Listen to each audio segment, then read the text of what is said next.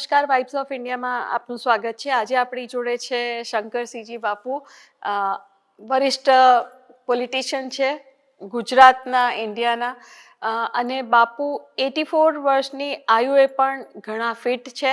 તો આજે આપણે એમનાથી જાણીશું કે એમના ફિટનેસ, બાપુ આપના ફિટનેસનું રહસ્ય શું છે? એક તો સૌથી પહેલાં નિયમિતતા, ઓકે, જમવાની, ઉઠવાની અને કસરત કરવાનું મન થાય તો કસરત કરવાની. અમારા નાજાભાઈ મને મારા ટ્રેનર હતા, એ મને વેટ ટ્રેનિંગ કરાવતા. એને મને કીધેલું કે બાપુ, જો તમે મને ખુશ કરવા વહેલા ઉઠતા હોય ને અહીંયા આવતા હોય તો બરાબર નહીં. ચાનું પીવાનું જે વ્યસન કહેવાય એવું વ્યસન હોય તો આ કસરતને તમે વ્યસન બનાવજો, ઓકે, હેબિટ. આ વ્યસન છે એમ માનીને ચાલશો, તમને વ્યસન જેમ ચા વગર તમને કંઈક ખૂટતો હોય એવું લાગે તો કસરત નહીં કરો, તમને ખૂટતું હોય એવું લાગવું જોઈએ. અને એના લીધે આજે બી હું સવારે 7 થી 8:30 સુધી માથાકૂટ કરતો હું લોખંડના ટુકડાઓ સાથે, ચાલવાનું, ફરવાનું, આના વગેરે વગેરે. ઓકે. અને આપ કસરત કેટલા વર્ષોથી કરો છો? એ કસરત રેગ્યુલર તો હું ખાલી ચાલતા ને દોડતા ને એવું બધું, પણ મને આ નાજાભાઈ ઘાઘર એ પુટશોટ ચેમ્પિયન અને મને ક્યાં મળ્યા મને ખબર નથી, પણ મને ગાંધીનગરમાં સર્કિટ હાઉસમાં રેગ્યુલર કે તમે આવો, મારે તમારી બોડી ફિટ કરવી છે. અને એને જે મને વેઇટ ટ્રેનિંગ પર ચઢાયો, વેઇટ ટ્રેનિંગ શબ્દ બી એના લીધે હું જોયો. અને વેઇટ ટ્રેનિંગમાં છેલ્લે મને 120 કિલો ઉપાડવાનું અને બેન્ચ પ્રેસ કહેવાય 85 kg, આટલું મને એને કરાવડાયેલું. અને એને મને સાધનો બી આપ્યા કે તમે આ રેગ્યુલર કરો. એને સ્ટ્રેચિંગ અને પ્રેસિંગ બંને. અને સ્ટ્રેચિંગ જેમ કપડું હોય ને ઇસ્ત્રી આવે ને કપડું રેશમ જેવું સીધું થાય, એમ સ્ટ્રેચિંગથી બોડી સીધું થાય અને પ્રેસિંગથી બોડી બરાબર જામે. એટલે એને સ્ટ્રેચિંગ અને પ્રેસિંગ રેગ્યુલર 10 વર્ષ સુધી એને મને આ માલ ભેગો થયેલો જે 10 વર્ષ સુધીનો, અત્યારે છેલ્લા 10 વર્ષથી બનશે, પણ 10 વર્ષ પહેલાં એને મને 10 વર્ષ સુધી સતત એક પગ મારા ઉપર મૂકે ને બીજો પગ એના ખભે મૂકે. મને કે કાવડ જેમ મા બાપને લઈને પેલું કાવડ, એવું હું આ તમારી સેવા કરું છું કે. અને એ પગ એના પર 120 કિલો વજનવાળો એક પગ મારા પર આવ્યા પછી બીજો પગ લઈને આખું એકદમ કમાન બનાવે, સીધું 2 પગ સીધા. આપણે બૂમો પાડીએ તો કંઈ નહીં થાય, એટલે તદેની મને થશે પણ કંઈ નહીં થાય એમ કરીને આટલું સ્ટ્રેચિંગ મને બહુ ફિટ રાખેલું એને. અને બાપુ, વર્ષો અગાઉ મણિબેનને કંઈક કીધું તું જેનાથી તમે કંઈક પ્રેરાયા હતા? બહુ સારી, એટલા માટે કે તમને ક્યાંક ને ક્યાંક ક્લિક થતી હોય.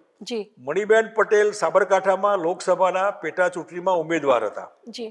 એ વખતે હું જ્યારે મને એક જાહેર સભામાં હતા અને એ વખતે ગામડામાં સ્ટેજ લાકડાના બાંધતા હોય ને સીડી બી પડી જવા એવી હોય, એ બધા સભા પૂરી થઈ, બધા ઉતરતા ગયા એટલે મણિબેન ઉતરીને પડી ન જાય માટે એવું પકડ્યો કે બેન ઉભા રહો, પડી મને નહીં પકડવાની.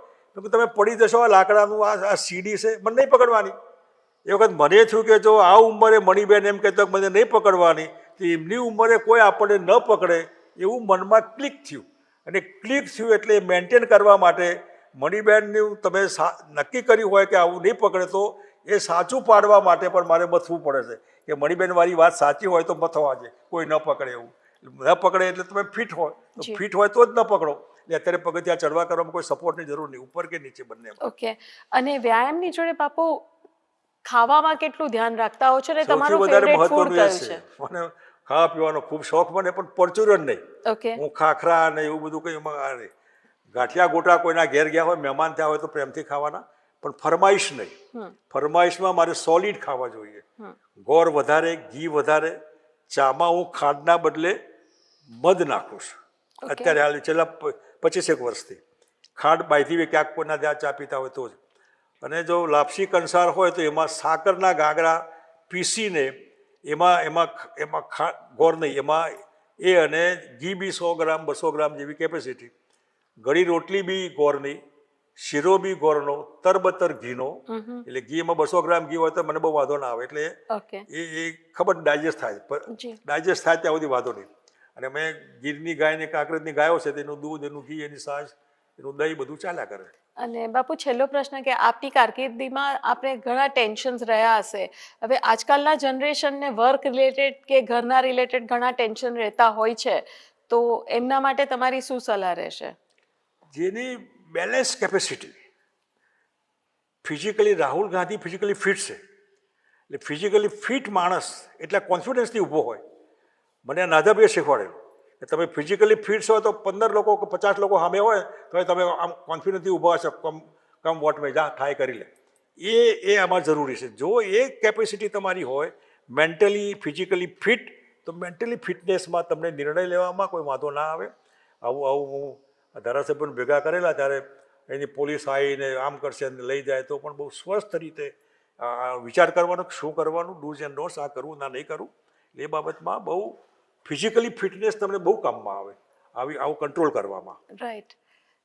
બાપુ ખૂબ ખૂબ ધન્યવાદ. અને ધન્યવાદ. આવા જ ઇન્ટરવ્યૂઝ માટે જોડાયેલા રહેજો વાઇબ્સ ઓફ ઇન્ડિયા જોડે. ધન્યવાદ.